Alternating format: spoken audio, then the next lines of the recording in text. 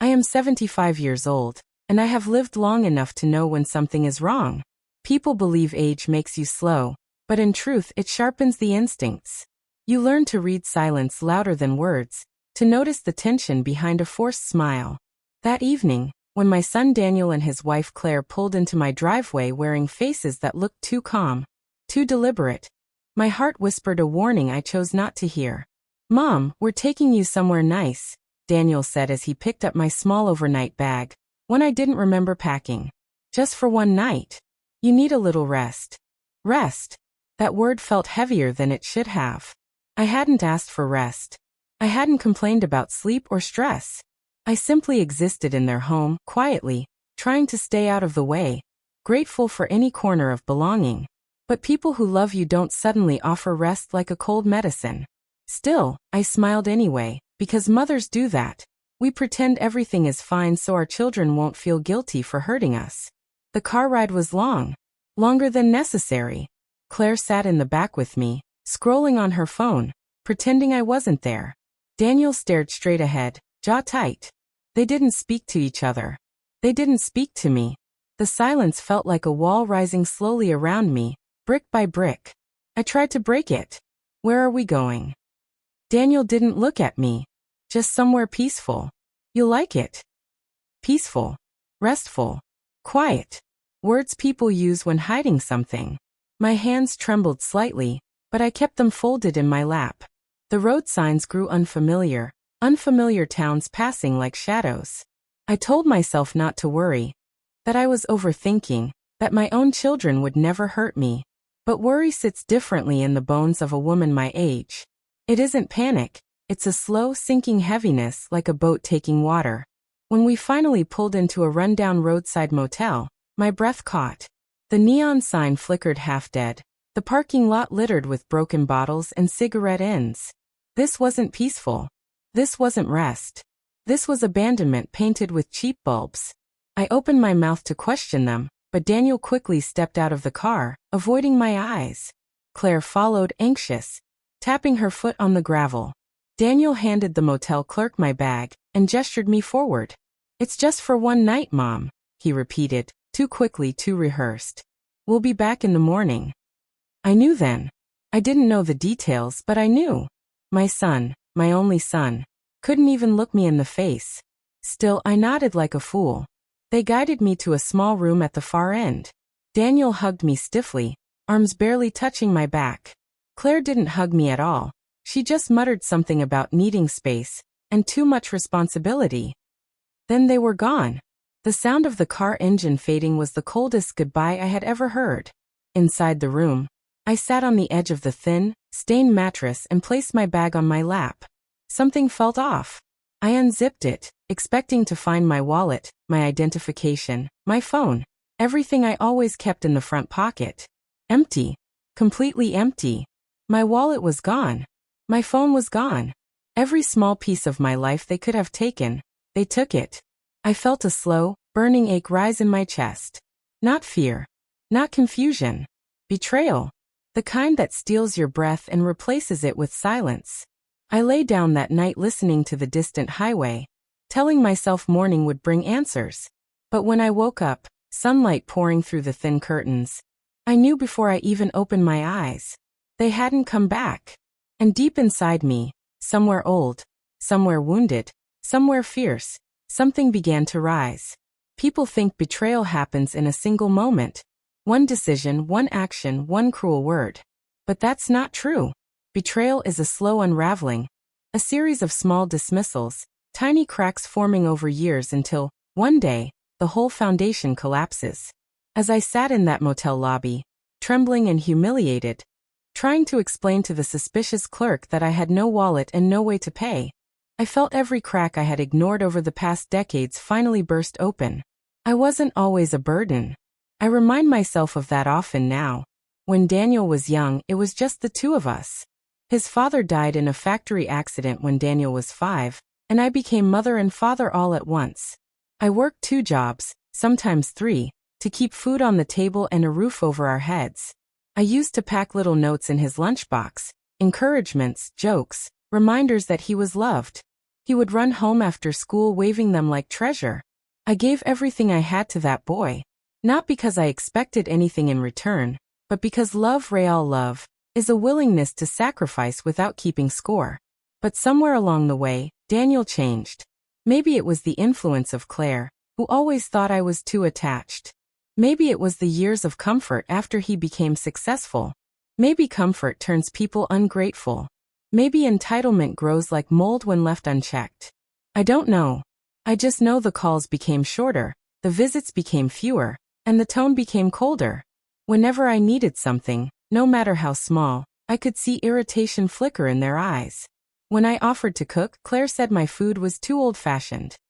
When I tried to help with the grandchildren, she said I was too slow. When I moved into their home after a fall, she said I was too much. Too old. Too needy. Too inconvenient. Too everything.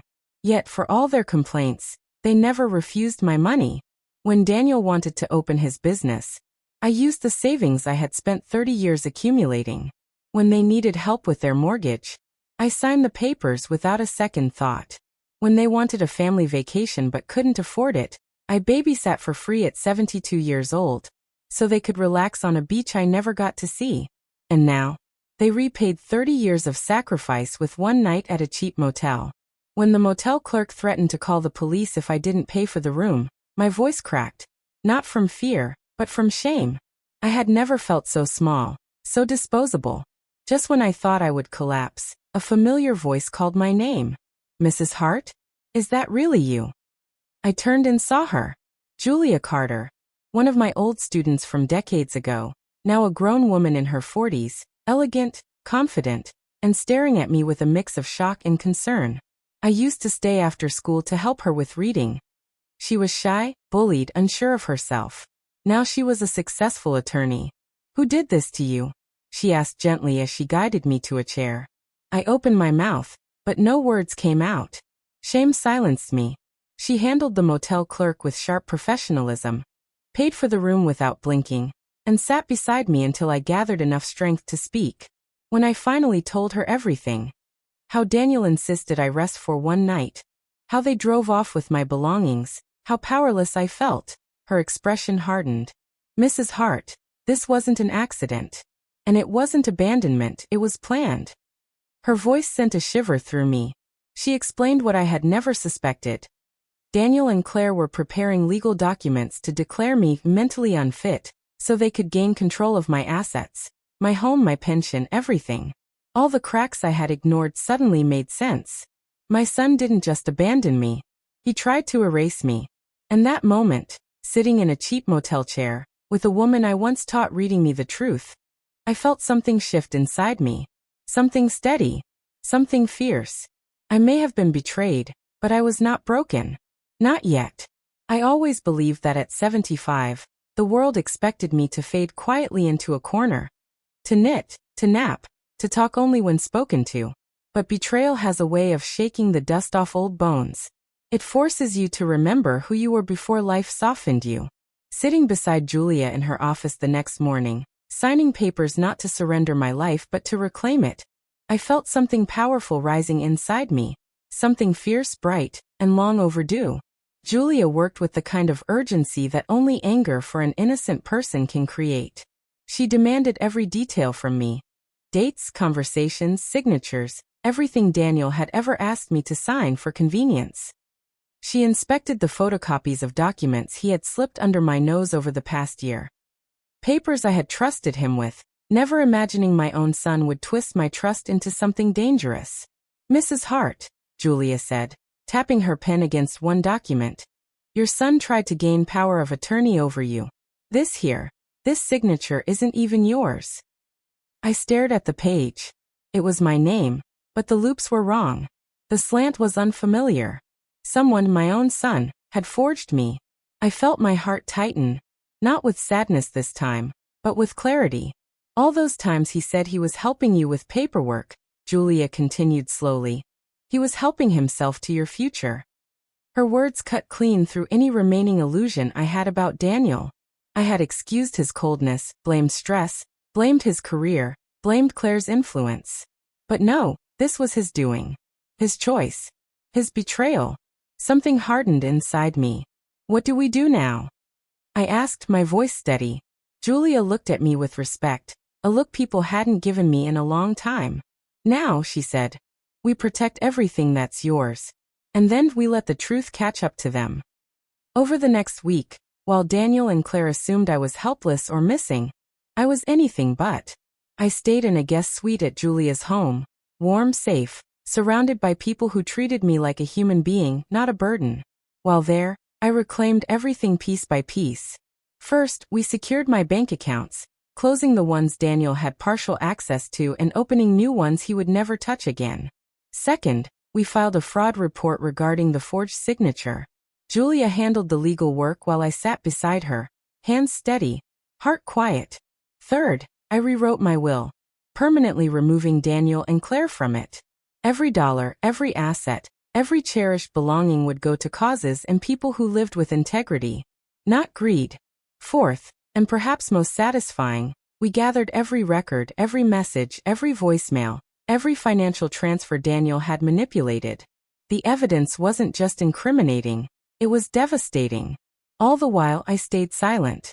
I didn't call Daniel. I didn't call Claire. I didn't send a message. Let them think I was lost. Let them worry. Let them feel the weight of uncertainty, the kind I felt alone in that motel room. By the third day, Daniel had left 10 missed calls on Julia's phone, not mine. By the fourth day, he contacted the police, claiming he couldn't find me. By the fifth day, officers went to his house asking questions about my disappearance. Oh, how the tables turned. But the sweetest part? When he panicked, he went looking through banks and documents, only to discover he no longer had access to anything he once controlled. Every financial trap he set for me snapped shut around him instead. The moment Julia told me that Daniel and Claire were now frantic, confused, and being investigated for abandonment and fraud, I felt a strange, peaceful strength settle inside me. For the first time in years, I wasn't scared. I wasn't lonely. I wasn't dependent. I was myself again, Evelyn Hart, a woman who had survived loss, poverty, and hardship long before her son ever drew his first breath. They thought age made me weak. They forgot who raised them. The day of the will reading arrived bright and cold, the kind of morning that feels like the world is holding its breath. I wore the dark blue coat Daniel once bought me for Christmas, a gift he proudly claimed he paid for, though I later learned Claire had chosen it on sale. Still, I wore it now like armor, not to honor him, but to remind myself I no longer belonged to their world of half-truths and forced gestures. Julia walked beside me into the lawyer's office, her presence steady and reassuring. She had become more than an attorney to me. She was a reminder that kindness, once given, often returns when you least expect it. Inside, Daniel and Claire sat stiffly in 2 chairs facing the long wooden table. Their faces changed the instant they saw me walk in. Daniel's jaw dropped slightly, Claire's eyes widened like she'd seen a ghost. The color drained from their faces. "Mom," Daniel breathed, half relieved, half terrified. Where have you been?" "We were worried sick." I could have laughed right then and there, a full, wild laugh, but I kept my composure. "You left me in a motel with no wallet, no phone, and no way to call for help," I said calmly, lowering myself into the chair across from them. "Worried sick isn't the phrase I'd use." Claire opened her mouth, searching for lies, excuses, anything, but Julia's presence silenced her. The lawyer, Mr. Donovan, cleared his throat. "Shall we begin?" Daniel nodded quickly, leaning forward as if desperate to steer the moment back into his control. He still believed he knew the script. He believed I had returned to be forgiven or manipulated. He had no idea the story had already rewritten itself. Mr. Donovan pulled out a folder, adjusting his glasses. "This is the updated will of Evelyn Hart, signed and witnessed 3 days ago." Daniel smiled, confident. He thought he understood those words. He didn't. The lawyer continued. "As of this update, all physical assets, including the home on Willow Lane, 2 bank accounts, and investment funds, will be transferred upon Mrs. Hart's passing to the following beneficiaries." He paused. The Hart Education Foundation, a scholarship fund for underprivileged students. Daniel blinked. "What?" Mr. Donovan kept reading. "Secondary beneficiaries include the Women's Shelter of Maple County, And the literacy renewal project. Claire's mouth fell open. Daniel's face turned red. First in confusion, then in anger. Wait, what about me? He demanded, voice cracking. Mom, what about your family? I looked at him, truly looked at him, and realized something painful. I had spent my whole life giving him pieces of myself he never deserved. My family. I repeated softly. Family does not abandon their mother in a motel room to gain control of her money. Daniel flinched as if struck. Claire looked away, cheeks burning with guilt or shame. Though I suspected it was only fear of consequences. Julia placed a thick envelope on the table. Inside is evidence of forged documents, financial manipulation, and attempted fraud against Mrs. Hart. These have already been submitted to the appropriate authorities. Daniel's composure cracked. Mom, you don't understand. We were just stressed. We made a mistake. A stupid mistake. Leaving me with nothing was not a mistake, I said. It was a choice. There was nothing left for them to say. No lie strong enough to undo the truth. No apology deep enough to repair what they shattered. As Julia and I stood to leave, Daniel grabbed my sleeve, gently, desperately. Mom, please. Don't do this. I looked at the hand that once held my thumb during his first steps. The boy I raised wasn't in this man anymore. I pulled my arm away. Daniel, I said quietly, you already did this to yourself. We walked out of the office and into the cold morning air. I inhaled deeply, the crisp air filling my lungs like freedom. For the first time in years, my steps felt light. Not because I had won, but because I had finally let go. They left me in a motel room with nothing. They expected me to fade. Instead, I rose.